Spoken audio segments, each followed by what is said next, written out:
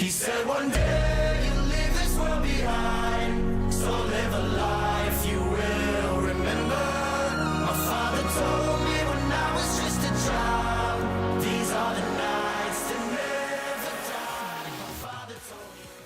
Hi delegates, welcome to CMUNC 2017. My name is Abigail, I'm the USG for your committee. I'm here with the Dais member of SOCHUM, and first, welcome them to introduce themselves. Hi, I'm Jennifer Kim. I'm your chair. I'm a senior currently studying government and statistics, and this is my 7th year of Model UN and my 3rd CMUNC. Hi, I'm Jordan Lim. I'm your vice chair. I'm a sophomore that's studying government and this is my first year at Model UN, so I'm excited to finally be vice chair. Hi, I'm Kyla. This is also my first year at Model UN, and I'm also a statistics and government major.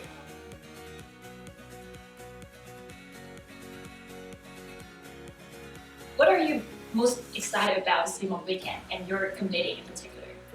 Well, in particular, I'm excited to see how the delegates debate. So we're looking for some really intense, heated debate. We're looking for delegates that will stick to their positions, no matter what those positions are, and go for them. What I find most important in committees is that delegates remember compromise doesn't mean you all agree with each other. It means you have different points of views, and then you come together to form some sort of agreement or collaboration. So I'm excited to see how people will debate, and I'm excited to see what level we'll see.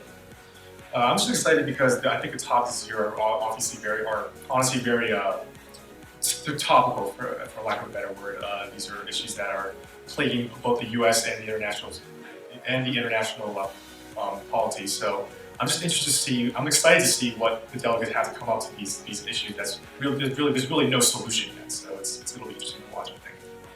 And on that sort of note, I'm excited to see how delegates will be able to sort of distance themselves from maybe the biases they have from their own cultures to really put themselves in the perspectives of these countries that they're representing, to really consider how their country might see a human rights issue or issue with refugees.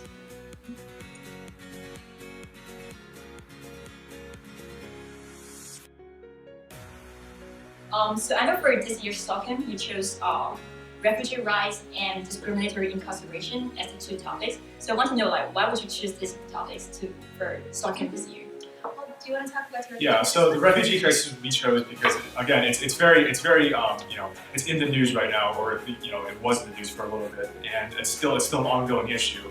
So, and again, like I said before, it's a very divisive issue, I would say, especially in America and even in the Middle East as well. So it's just a good way to create debate over a topic. I feel like so it's a good choice, I would say. It's also a really important one right now. It's such a relevant issue. Our second topic, which is discriminatory incarceration, the rights of prisoners, is one that might be less in the news, but it's just as important. So we have people right now, systems in different countries where you have widespread discrimination against certain social groups, and this relates directly to what kind of groups end up in prison at disproportional levels than other groups. So there are so many widespread implications of that and so many consequences of this. One of them, for example, being that if prisoners are not given the right to vote and you're imprisoning people at disproportionate levels because of their social group, then you're disenfranchising a certain social group in that way. So we'd like to see how people react to this and how people react to this based on what country positions they have and what debate we see.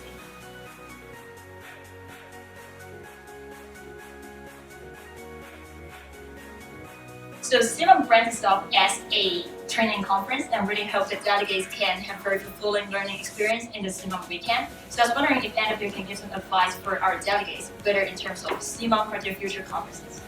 So if I have any advice, I'll say one, you should have fun. You will never have an experience like you will with Model Unionizations in your educational career. It's something completely different from anything else you'll do, and you will learn so much out of it. And you will get out of it as much as you do put into it. The second thing, don't be afraid to take risks. If everyone else is saying one thing and you don't agree with it, speak up. If your country's position says, actually, we can't agree with this, and we actually have a really radical position, speak up. That's fine.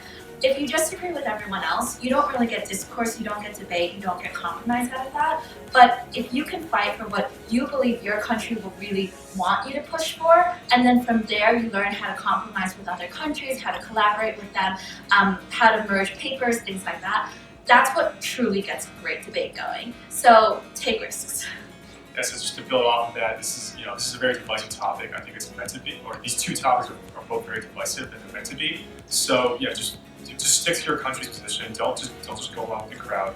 If you feel that your country really, like I said before, can't agree with a specific with majority opinion, speak out. That's what makes the conferences interesting. I feel like so. Just, nobody's gonna take it personally. So don't feel like you have to fall into line with everyone else. It's your country's opinion, not yours. So.